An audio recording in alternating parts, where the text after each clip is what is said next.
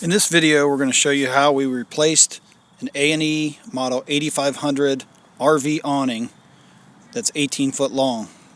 As you can see, this awning is in bad shape, has holes, delaminating, moldy, just needs to be replaced. So we're going to go ahead and replace the fabric on it. The first thing to remember, and maybe one of the most important, is to have someone with you to help you. Never attempt this kind of repair by yourself.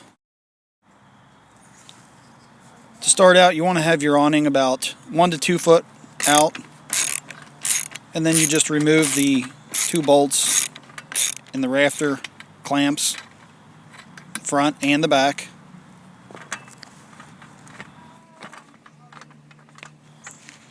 Once you have the rafter clamps loose from the RV front, you can release the rafters and let the awning hang freely from the front of the camper.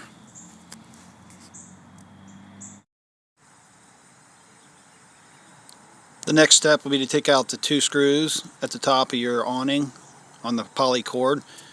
And what I've done to make it easier for the poly cord to slide out is flared the end of the awning rail. Once you've got that done, you just simply slide the awning off using the rafter rails and set the awning on a work surface so that we can continue on to the next step. Now this next step, it's very important to make sure that you have a good set of vice grips clamped on the end cap, because once the 2 screws are removed, the vice grip is holding all the torsion from the torsion spring assembly. So be very careful once these 2 screws are taken out, because there will be an extreme amount of torsion on these. You also may want to put something in the vice grips to keep from scratching up the end cap. Once you take the 2 screws out, pull the rafter out, and the cam on the one side will hold the pressure. So you just simply release the cam. Once the cam is released, you'll have all the tension. After the tension is released, you're going to want to count the number of rotations, typically somewhere around 10 to 11 rotations, because you'll want to apply the same amount of rotations once you reinstall the awning. And then the same process for the other side. Once you have the energy released from the torsion assembly, you can then mark the torsion assembly, put a line on it to mark it with the main tube, so that we can put it back together once we have the new fabric installed.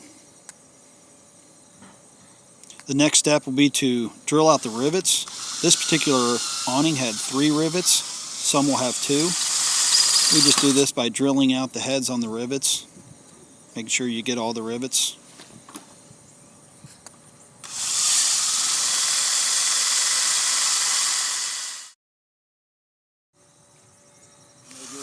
Once you have all the rivets drilled out, you might find it necessary to get a metal chisel and just tap the heads off the rivets.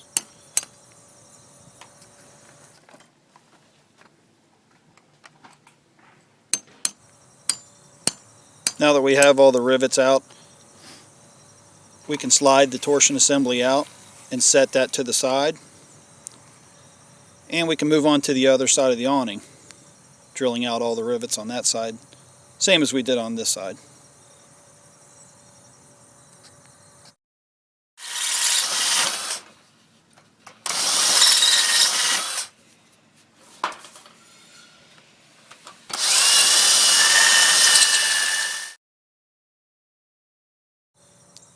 And once we have all the rivets drilled out, we can then tap the heads off once again with the metal chisel.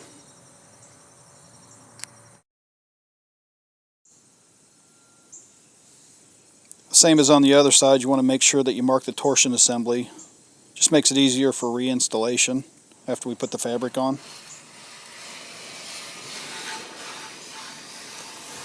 Next, we're going to remove the torsion assembly on this side and set that off to the side out of the way. And then we're going to unroll the fabric.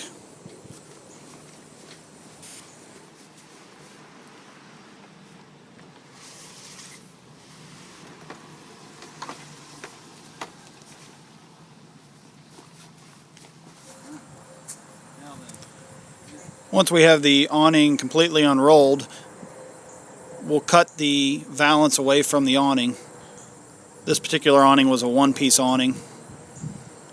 It had the piece that goes between the valance and the actual awning, so we have to remove that before we slide it out. It just makes it easier to remove the awning from the main tube.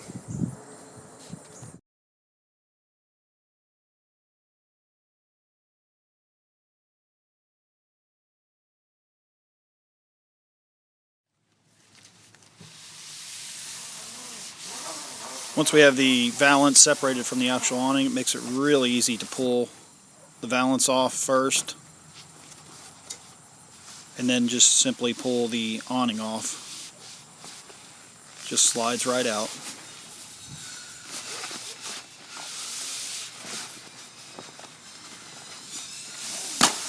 Now that we have the old fabric removed, we're ready to go to the next step and install the new fabric.